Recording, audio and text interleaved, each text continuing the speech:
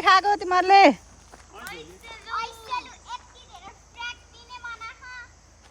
factory हो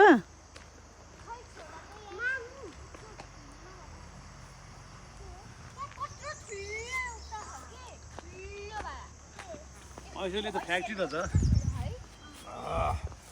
जति तल गयो त्यति पो हुन्छ बाफरे ऊ त कुनामा हेर्नु न माथि पुग्दैन नानी यहाँ हेर्नु न यहाँ